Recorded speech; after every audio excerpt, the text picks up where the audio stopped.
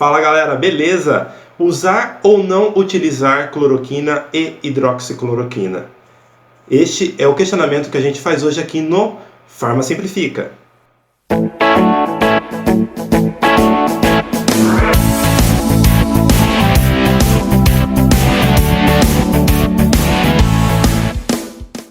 Bom, meu nome é Dailson, eu sou farmacêutico e o que eu quero trazer aqui hoje é mais um questionamento sobre a utilização ou não desses medicamentos para o uso e o tratamento de Covid-19. Eu sei que é um assunto um pouco complexo, que a gente precisa aí ter um certo cuidado quando a gente fala vamos sim utilizar ou não vamos utilizar esse medicamento.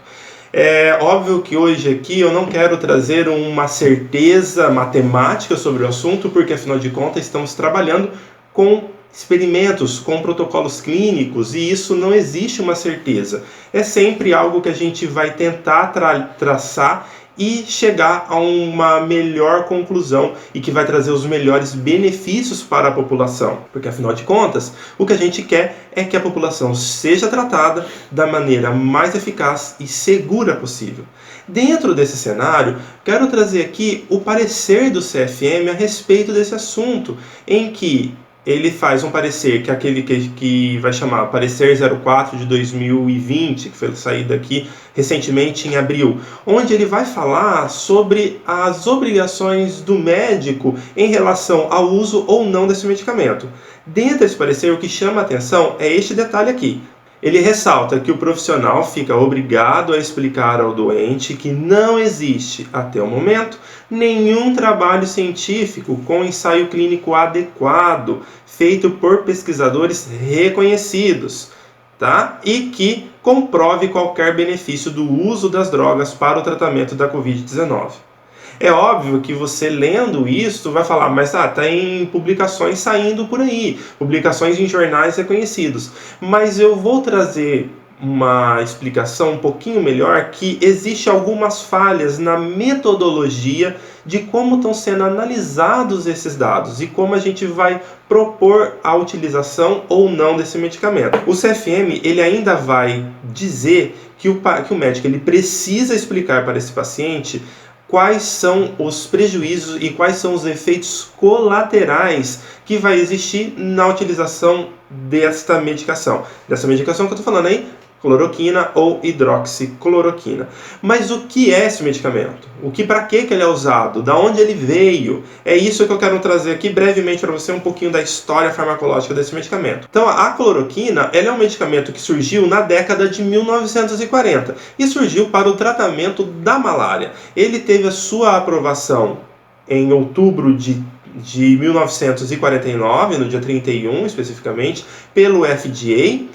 A FDA é o órgão que regulamenta drogas e alimentos dos Estados Unidos, então foi feita essa regulamentação e permitido a sua comercialização nessa data. Depois ele acaba sendo substituído por outros antimaláricos mais eficientes. Dentre eles surge aí a hidroxicloroquina. Essa hidroxicloroquina, ela vai surgir um pouco mais para frente, como a gente vai ver durante a Segunda Guerra Mundial. Ela vai ter essa sua aprovação pela FDA em 18 de abril de 1955 e ele também vai ser prescrito para a malária, ok? Não tem aí complicações para o uso dele, e também para a artrite reumatoide, lúpus eritematoso e eritematoso aí o sistêmico. Perfeito? Então existe uma grande variedade, uma amplitude de utilização desses medicamentos. Todas essas utilizações são muito bem prescritas e muito bem analisadas. Já sofreram uma grande variedade de estudos sobre a sua utilização. E realmente é um medicamento seguro. A gente não pode falar que agora a gente está utilizando um medicamento e agora ele se tornou perigoso. Não, ele é duvidoso o seu uso para a doença atual, para o Covid, para essa situação que a gente está enfrentando neste momento. Mas para essas outras doenças, como malária, o lúpus, eles já são drogas muito utilizadas. E a gente tem uma grande segurança quanto ao seu uso. Então, às vezes a gente vê muita discussão sobre eu uso o medicamento há 30 anos e nunca tive problema, é um medicamento seguro, só agora que estão falando que ele faz mal. Não é por aí, é que existe uma justificativa. Esses medicamentos, eles são medicamentos extremamente tóxicos na superdosagem, e não é tão difícil assim você atingir essa dose tóxica. E é este o grande medo, e é este a grande preocupação da comunidade científica em permitir o uso deste medicamento para estas pessoas. Por quê? A gente está trabalhando com pessoas que podem estar imunocomprometidas, pessoas que têm deficiências com a parte respiratória, pode ter algum comprometimento respiratório e algum comprometimento cardíaco. Como eu vou mostrar aqui para você, existe aí uma preocupação, pois um dos efeitos colaterais deste medicamento é promover a arritmia ou até mesmo a parada cardíaca. Então pensa, eu já tenho um paciente que está com um comprometimento cardíaco e eu administro este tipo de medicamento, eu posso, na associação, levar ele a uma parada cardíaca. Então, ele acaba não morrendo pelo Covid, mas acaba morrendo pela associação deste medicamento associado à doença que ele já tinha previamente. Então é isso que a gente tem que levar em consideração. Não é simplesmente ele é seguro porque eu uso ele há muito tempo, mas é a associação e a utilização dele neste exato momento em que a gente enfrenta uma pandemia. E aí a gente tem aqueles estudos clínicos. O que esses estudos clínicos tanto falam, né? Como efeitos colaterais. Quais são os principais efeitos colaterais que são relatados e que vários estudos vêm mostrando que eles realmente estão presentes e que a gente realmente tem que enfrentar eles de uma forma adequada? Dentre os efeitos, a gente tem aqui, principalmente, né, no caso aí pensando de uma superdosagem, dor de cabeça, sonolência, distúrbios visuais, náusea, vômito, aí entra até aquela questão do colapso cardiovascular, choques, convulsões, paradas respiratórias, parada cardíaca e hipocalemia. Essa hipocalemia é uma redução na dosagem de potássio. Então, a gente começa a ver que existe uma série de efeitos colaterais que quem vai utilizar esse medicamento tem que ter muita consciência que eles podem sim existir e que você vai assinar aí um termo dizendo que você aceita a utilização dele. O próprio CFM, e assim como a Associação Americana, ela recomenda que seja utilizado este medicamento quando está em pesquisa clínica, que é aqueles estudos clínicos que vão ser feitos para posterior publicação, onde eu vou ter um controle melhor. Eles não recomendam, neste momento, a utilização dessa medicação para toda a população, mesmo nos casos mais leves até nos casos mais graves, por conta dos efeitos colaterais que a gente vai enfrentar ao longo do uso desse medicamento.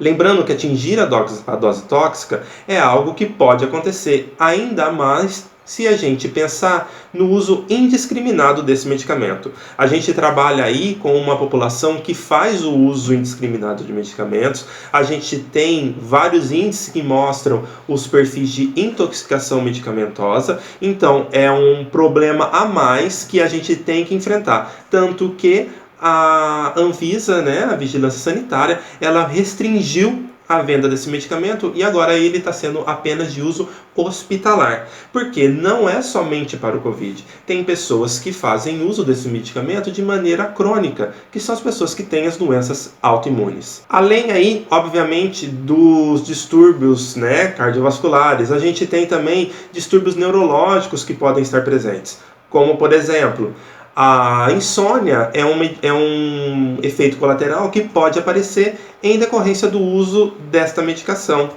Outra questão que pode surgir é a apneia, que é aquela falta de ar que a gente tem na questão quando a gente está dormindo, que a gente tem aquela apneia do sono, que é aquela interrupção da respiração. E isto pode ser provocado pelo uso desse medicamento. Então imagina, não só a gente tem aquela questão cardiovascular, mas a gente tem também as pessoas que têm algum comprometimento respiratório. E além disso, a gente vai trabalhar também com sinais, né, com sintomas gastrointestinais que podem surgir em decorrência desses medicamentos, dessa classe de medicamentos, que são aquelas irritações gastrointestinais que podem inclusive ser graves. Então eu estou inserindo um problema a mais na pessoa que vai utilizar esse medicamento. Então, quando a gente vai olhar os estudos clínicos que estão sendo publicados sobre a utilização ou não desse medicamento, a gente encontra mais problemas do que solução. A gente encontra mais respostas em que não é tão aconselhável utilizar esse medicamento do que respostas que vão falar, realmente utilize, ele realmente vai trazer algum benefício. Por exemplo, neste trabalho, onde ele vai fazer um comparativo entre utilizar ou não a hidroxicloroquina para pacientes que têm pneumonia e que chegaram no hospital, o que a gente vai observar é que esses pacientes, no grupo que eles analisam, que é apenas que eles analisam num grupo pequeno de 181 pacientes, em que utiliza entre até 48 horas ou após 48 horas da sua admissão na área hospitalar, no ambiente hospitalar, o que ele vai observar quando a gente repara no comparativo é que mesmo que você utilize hidroxicloroquina em até 48 horas após a sua admissão, ou não faça nenhum tratamento, você não repara uma mudança significativa e uma melhora significativa nesses pacientes. Você vê aqui que continua, né, uma quantidade muito parecida, inclusive até os pacientes que não receberam nenhum tratamento com hidroxicloroquina, tá? Eles recebem um tratamento suporte. A quantidade de sucesso ela é muito parecida, ou até maior, no caso aí 22 pacientes contra 17 que são aqueles que utilizaram hidroxicloroquina. E a relação de óbitos ela é muito próxima. Então, a gente começa a ver que eu tenho uma grande quantidade de efeitos colaterais para uma baixa eficácia realmente comprovada. Qual que é o maior problema da utilização desses medicamentos? E qual que é o maior problema dos trabalhos que a gente tem disponíveis hoje? É que eles utilizam de um número amostral, né? Um número de pessoas que vão ser submetidas ao protocolo clínico baixo. Então, você vê 181 pacientes, é um número muito baixo para uma publicação. E ele tem certas falhas e certas limitações, e é isso que coloca em xeque, né? É isso que vai levantar as dúvidas sobre a real eficácia deste medicamento ou não. Bom, e além disso tudo ainda, desses estudos em que existe uma diminuição, né, uma redução na quantidade de pessoas que estão sendo pesquisadas, o que vão trazer uma série de dúvidas para esse teste, existe também aquela questão da diferença entre os estudos que são feitos in vitro e os in vivo. In vitro é aqueles dentro de laboratório, dentro de um tubinho de ensaio, de uma plaquinha ali de Petri, ou os estudos que são feitos com ser vivo. Nesse ambiente, alguns estudos já mostram que existe uma grande diferença. É aquela velha história, expectativa versus realidade. Existe inclusive testes que mostram que há melhora do uso de hidroxicloroquina para a dengue e o vírus da chikungunya. Mas quando eles são analisados em seres vivos, a gente vê que existe aí ou uma piora do quadro ou uma ausência de resposta. Então é isso que a gente tem que levar em consideração, que alguns testes mostram uma eficácia de 100% do uso desse medicamento, né, o uso da cloroquina e da hidroxicloroquina in vitro. E existe um universo separando do in vitro do in vivo, como a gente acabei de falar aqui para vocês. Então, o que eu quero que você reflita? Pode ser que esse medicamento seja extremamente eficaz. Sim, é possível. Mas hoje, com os estudos que estão sendo lançados hoje em jornais de renome, e você vê que os estudos eles são todos ainda inconclusivos. Então, temos que ter cuidado ao utilizar esse medicamento. Ainda, por enquanto, a medida protetiva é lavar as mãos e fazer ou isolamento, né? Óbvio que a gente tem uma série de questões econômicas que vão ter que ser analisadas e vão ter que ser investigadas para poder minimizar todos esses impactos, mas infelizmente é um vírus que se transmite pelo contato social. Quanto mais a gente reduzir esse contato, menor essa quantidade de gente contaminada e obviamente a higienização aí com água e sabão. E, quando não é possível ter esse acesso, utilizar o álcool em gel. Perfeito? Espero que você tenha gostado desse conteúdo. Se gostou, não esquece de deixar o seu like, de ativar o sininho de notificação para não perder nenhuma novidade aqui do canal e, obviamente, não se esqueça de se inscrever. Beleza? Fique com Deus e até a próxima!